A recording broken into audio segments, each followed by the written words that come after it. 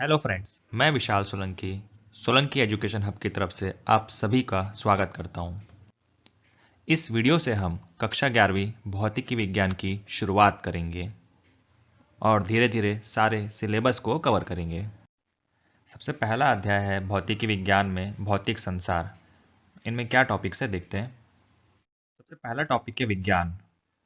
विज्ञान शब्द से आप क्या समझते हैं या विज्ञान का क्या अर्थ होता है? तो विज्ञान का अर्थ है विधन ज्ञान अर्थात विधिवत ज्ञान या विशिष्ट ज्ञान, अर्थात ऐसा ज्ञान जो किसी विधि के द्वारा हम प्राप्त करते हैं।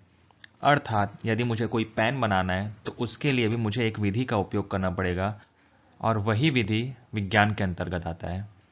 इस शब्द की उत्पत्ति लैटिन शब्द सिंटिया से हुई है जिसका अर्थ जानना होता है।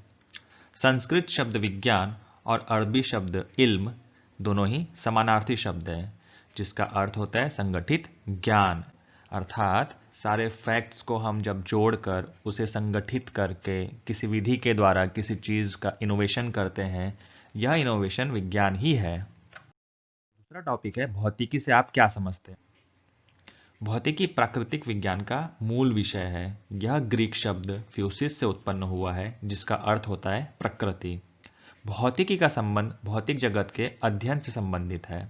इस विषय की परिभाषा देना न तो संभव है न ही आवश्यक, परंतु फिर भी यदि हम परिभाषा देखें, भौतिकी विज्ञान की वह शाखा है जिसके अंतर्गत प्रकृति व प्राकृतिक घटनाओं का अध्ययन किया जाता है व जिसके अंतर्गत द्रव्य, ऊर्जा और उनकी अंतःक्रियाओं का अध्ययन किया जाता है। बहुत ही सिंपल शब्दों में कहूँ, किसी घटना का अध्ययन हम फिजिक्स के अंतर्गत करते हैं। कुछ टर्म्स जुड़े हैं द्रव्य, ऊर्जा, आगे देखते हैं। द्रव्य क्या होता है? द्रव्य वह है जिसमें द्रव्यमान होता है, जो स्थान घेरता है तथा जिसका अनुभव हम अपनी ज्ञान इंद्रियों द्वारा कर सकते हैं। ज्ञान इंद्रिया जैसे छूकर, देखकर, स्पर्श कर कर, महसूस कर कर इत्यादि ज्ञान इंद्रिया है हमारी। जैसे पानी, लोहा, बर्फ, लकड़ी, जिन्हें हम देख सकते हैं, छू सकते हैं, महसूस कर सकते हैं। नोट है इसमें, द्रव्य वह है जिसका आकार, आयतन व घनत्व निश्चित हो, परंतु द्रव्य के अंतर्गत आने वाले प्रकारों की सही परिभाषा आगे देखते हैं। द्रव्य को हम 4 भागों में बांट सकते हैं: ठोस, द्रव, गैस व प्लाज्मा। यहाँ द्रव्य व द्रव दोनों ही अलग है। द्रव्य जिसके अंतर्गत ठोस, द्रव, गैस व प्लाज्मा आता है। कुछ वर्ष पहले ही प्लाज्मा द्रव्य की श्रेणी में जुड़ा है। इसके पहले द्रव्य केवल 3 प्रकार के होते थे: ठोस, द्रव व गैस। आइए देखते हैं। ठोस ठोस का आकार, आयतन व घनत्व निश्चित होता है। जैसे कि आप चित्र में देख सकते हैं कि इनके कण बहुत ही पास पास है, जिसके कारण यह ठोस है, अर्थात आसानी से इसे तोड़ा नहीं जा सकता जब तक इसमें कोई बाहरी क्रिया न की जाए, जैसे शक्कर, डस्टर। जब तक हम इसमें ऊष्मा, हीट नहीं देते तब तक इसके आकार में कोई परिवर्तन नहीं होता। नेक्स्ट है हमारा द्रव। द्रव का आयतन व घनत्व निश्चित होता है लेकिन आकार अनिश्चित होता है। जैसे कि आप जानते हैं कि पानी का आयतन व उनका घनत्व निश्चित होगा किंतु आकार निश्चित नहीं होगा, क्योंकि पानी को जिस भी आकार के बर्तन में हम डाल दें वह उस आकार का ले लेता है। उदाहरण पानी ही ले लो। थर्ड है गैस। गैस का न ही आकार निश्चित होता है न ही आयतन निश्चित होता है, परंतु घनत्व निश्चित होता है।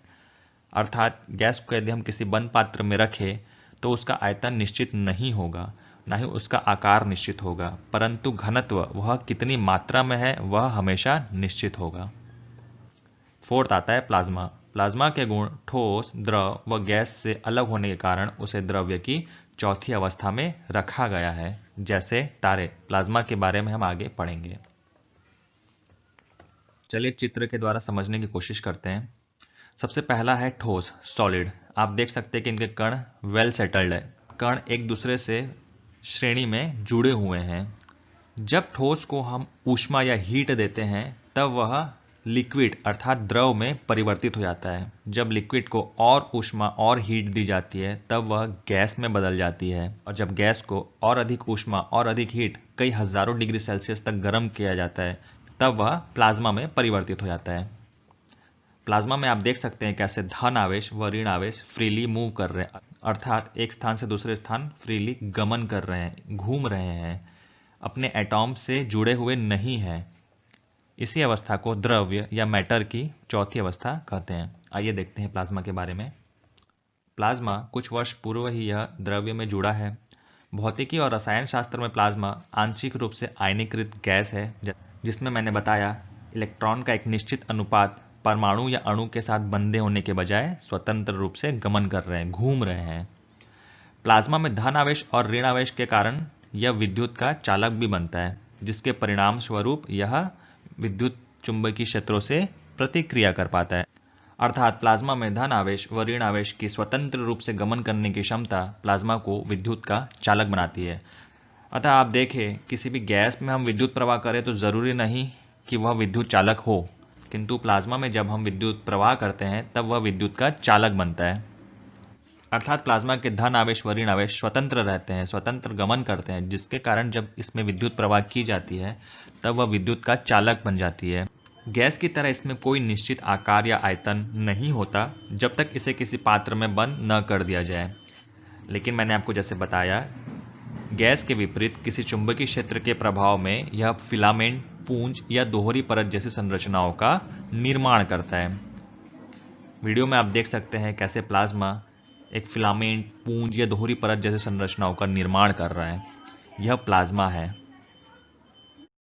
धन्यवाद।